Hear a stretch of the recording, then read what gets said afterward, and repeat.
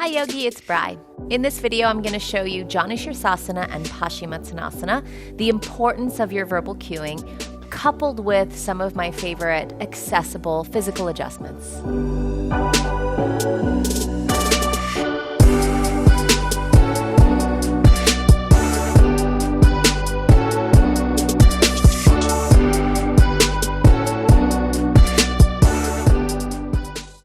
Both Janu Sirsasana and Paschimottanasana have very similar goals.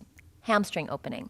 What I like about Janu Sirsasana versus Paschima is that it's a nice prep because it's not as intense, right? One hamstring at a time, but it also gives a little more back body opening as well. And there are, 3 different spots you can put your head to feel different parts of the back body stretching. So first and foremost, really just setting up your student verbally so that they know the correct positioning and engagement of the legs that are out in front of them. One leg is straight, one leg is bent like a tree pose, sole of the foot to the inner thigh. That connection is quite important, so you want to instruct them to think about hugging both the foot towards the thigh and the thigh towards the foot. Whenever I'm stretching my hamstring, I keep the foot flexed because when you flex your foot, it actually elongates the back of the leg and contracts the front of the leg, which we know we want to contract the quadricep to protect the hamstring. So she looks like she's in the right position. She's going to go ahead and just forward fold down. So the first position that most of us fold into is basically your forehead to shin, right? This is forehead to shin pose. When she forward folds her forehead to shin, you'll notice in the back body, because one leg is externally rotated, that the straight leg hip is slightly forward of the externally rotated hip. And one way to really get the most benefit out of this position is to tell your student to hold on to both edges of the feet and begin to pull their straight leg foot back. So this straight leg hip begins to draw back. Good, that's it. And when she starts to get into a more neutral pelvis is when the pelvis is and she hugs the inner thighs together, that stabilizes the pelvis so that when she folds now, the muscles that line the spine begin to stretch in a more effective way. So just by cueing, draw your straight leg foot back so that the femur bone descends back into the socket and hug the inner thighs together. You've created a stabilized position for the legs and pelvis so that now the stretch can actually be deeper on her own. You feel it's deeper? Okay.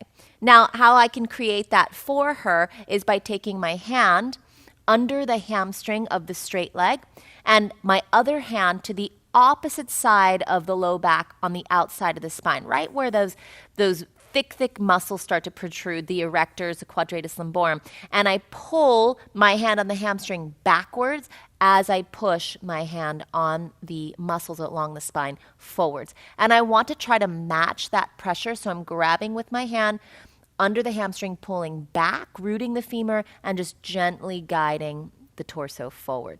She can begin to deepen this stretch by bringing her forehead to the outside of that left shin. And that'll become a bit more of a twist. Yeah? Good. Nice.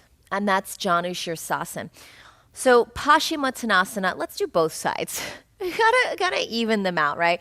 So I'll show you that again.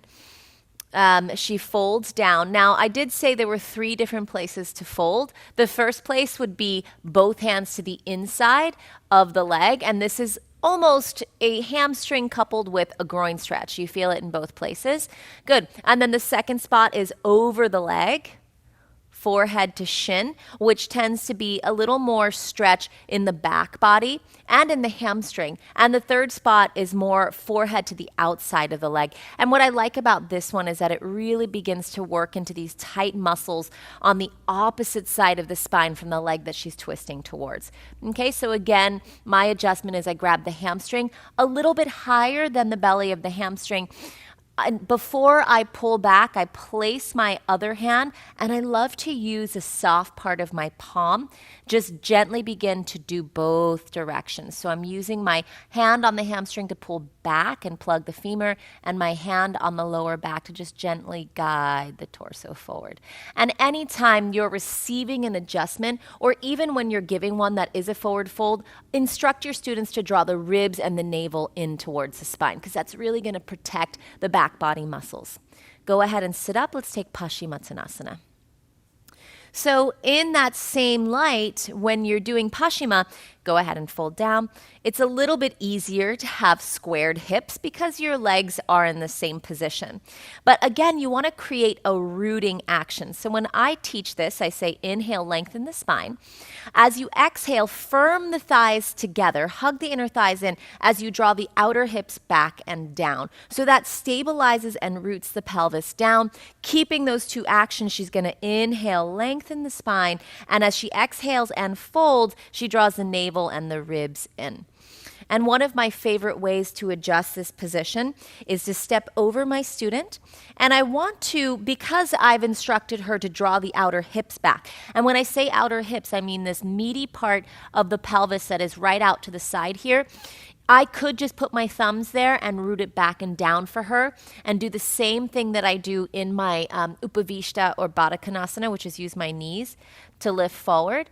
But I can also have my hands free, step in front of that meaty part of the pelvis, and then just kind of wiggle my heels in so that I'm squeezing them in and back. Notice I'm using my calves to root back and down.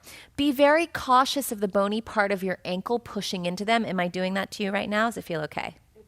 Good. Now my legs are rooting her meaty part of the pelvis back and down.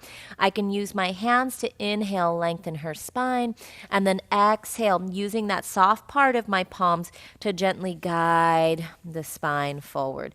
And I barely use my strength. Most of my adjustments are directional and just a slight bit of pressure downwards. But you can really feel your students reacting to your adjustments. If they shake, it's too much. So always start light, always start directional. Take a deep breath together and exhale, maybe guide them lower. Good. And then release.